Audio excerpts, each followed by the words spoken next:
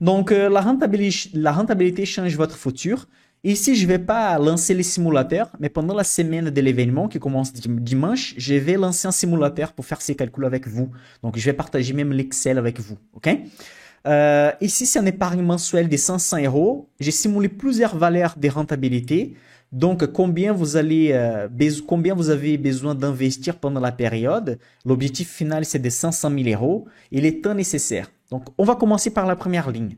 Imaginez que vous épargnez 500 euros avec 0% de rentabilité. Ici, on va même pas utiliser l'inflation. OK? Imaginez juste que l'inflation n'existe pas. Après, on va ajouter l'inflation. Si vous épargnez 500 euros par mois, pour arriver à 500 000 euros, vous allez dépenser 83 ans pour arriver à cette valeur. Maintenant, si vous gardez sur un livret qui paye 2% par an, vous allez avoir besoin de 50 ans pour arriver à 500 000 euros. Pardon. Mais les montants investis, ça réduit. Si vous faites 500 euros par mois, ok, et qu'après une année, ça rentabilise 2%, après vous faites 500 euros par mois, et après ces montants total rentabilisent 2%, donc vous êtes d'accord que vous accélérez les processus. Vous êtes en train de gagner quelque chose de plus. Et donc là, pendant ces 50 ans, vous allez en fait envoyer vers votre compte 297 000 euros. Et à la fin, vous allez toucher en fait 500 000 euros. Bon, si on augmente la rentabilité à 6,6%, je vais vous expliquer d'où sort cette valeur tout à l'heure. Vous allez arriver à cette valeur d'un 29,1 avec 8%, 26 ans et avec 10,5%, 23 ans.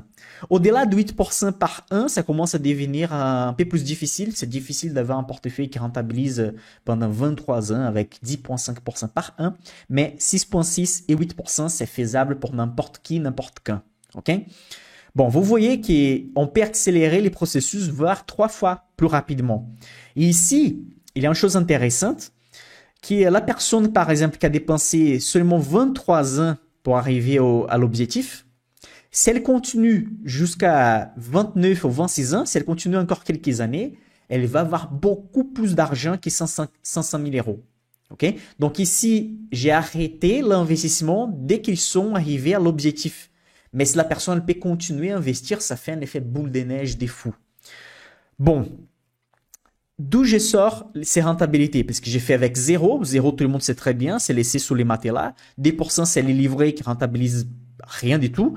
Aujourd'hui, c'est même inférieur à l'inflation. Après, 6,6%, si l'inflation se stabilise à 2%, bientôt, ce qui va arriver après les crises qu'on a maintenant, normalement sur les longs termes, l'inflation c'est des 2% et demi. Là, on commence à avoir des gains réels.